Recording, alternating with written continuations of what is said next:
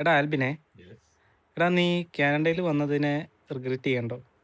കാനഡയിൽ നിന്ന് വന്നതിലോട്ട് ഞാൻ ഇപ്പൊ റിഗ്രറ്റ് ചെയ്യുന്നുണ്ട് കുറച്ച്. കാരണം ഇപ്പൊ ഞാൻ സ്റ്റുഡന്റ് ആണ്, ചിലപ്പോൾ അതുകൊണ്ടായിരിക്കും. കാരണം എനിക്ക് എന്റെ ഫിനാൻഷ്യൽ ഒരു സംഭവമൊക്കെ ഇച്ചിരി ഡള്ളാണ്. അപ്പൊ അതുകൊണ്ട് ഞാൻ ഇച്ചിരി റിഗ്രറ്റ് ചെയ്യുന്നുണ്ട്. പക്ഷെ ഭാവിയിലേക്ക് എനിക്ക് ഫുൾ ടൈം ജോലിയൊക്കെ കിട്ടുമ്പോഴും ഒക്കെ എനിക്ക് ചിലപ്പോൾ നല്ലതായിരിക്കും. നല്ലൊരു ചോദ്യം നവീൻ ഷാജി ചെയ്തത്. എനിക്കും ആൽബിനും റഹ്മാനത്തിന്റെ അതേ അഭിപ്രായം. ടിമ്മിലെ പണി എങ്ങനെയുണ്ടായിരുന്നു?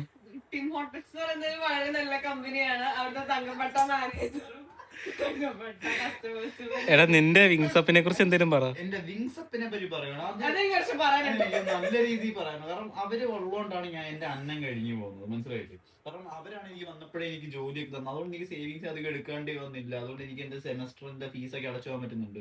അങ്ങനെ കുറെ ഗുണങ്ങളുണ്ട്. പിന്നെ അവരെ ഒരു സെക്കൻഡ് കട തുടങ്ങാം. അപ്പൊ നിങ്ങളെല്ലാം വിങ്സപ്പിനോട് ആദ്യം വരണം. വിങ്സപ്പിൽ വന്ന് ആൽബിൻ എന്നൊരു പേര് മാത്രം പറഞ്ഞാൽ മതി.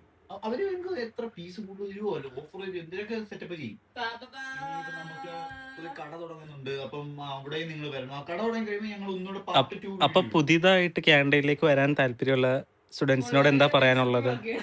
അവരോട് എന്താ പറയാനുള്ളത്? എനിക്ക് പറയാനുള്ളത്, നിങ്ങൾ വേറെ കൺട്രി എടുക്കുവാണെങ്കിൽ കുറച്ച് നല്ലതായി. Because it's not too late, you know. അപ്പൊ നിങ്ങൾ വേറൊരു കൺട്രിയും കൂടെ വേറൊരു കൺട്രി സെലക്ട് ചെയ്യുന്നതാണ് നല്ലത്, മനസ്സിലായി. ഇവര് കാനഡയിലാണെന്ന് കാണിക്കാനായിട്ടാണ് ഞാൻ ഇങ്ങനെ ഇംഗ്ലീഷ് ഒക്കെ കാച്ച് ചെയ്തത്. അത് വേറെ കാര്യം. ഇനിയിപ്പോ വിൻസുവിന് എന്താണ് പറയാനുള്ളത്? ഹെൽത്തിക്കുട്ട പറഞ്ഞത് എനിക്കും ഹെൽത്തി നവീൻ ഷാജി എന്തോ പറയുന്നു മനസ്സിലായില്ല.